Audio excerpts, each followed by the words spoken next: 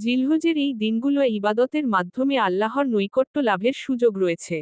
ফরজ আমল ও নফল আমল বৃদ্ধি, ফরজ ইবাদত পালন ও হারাম থেকে বিরত থাকা সবচেয়ে গুরুত্বপূর্ণ। রাসূল বলেন, আমার বান্দা যে কাজ দিয়ে আমার সবচেয়ে কাছে আসে, তা হলো আমি তার ওপর যা ফরজ করেছি। এর পাশাপাশি নফল আমল বাড়ানো উচিত। যেমন ছোট হলেও নিয়মিত দান করা।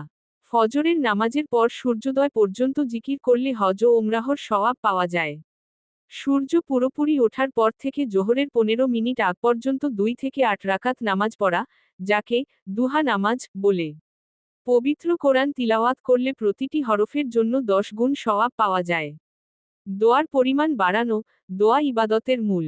সিজদা, রাতের শেষ তৃতীয়াংশ, রোজা ভাঙার আগে, আজান ও ইকামার মধ্যবর্তী সময় এবং বৃষ্টির সময় দোয়া কবুলের বিশেষ মুহূর্ত।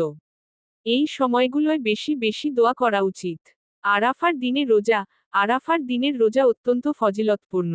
রাসূল বলেন, আরাফার দিনের রোজা বিগত ও আগামী 1 বছরের গুনার কাফফারা হয়। রোজার সময় দোয়াও কবুল হয়। আরাফার দিন রোজা রাখা হজ পালনকারী ছাড়া অন্যদের জন্য আরাফার দিন রোজা রাখা। আবু কাতাদাহ হতে বর্ণিত, রাসূলুল্লাহ সাল্লাল্লাহু আলাইহি ওয়াসাল্লামকে আরাফার দিনের রোজা রাখা সম্পর্কে জিজ্ঞাসা করা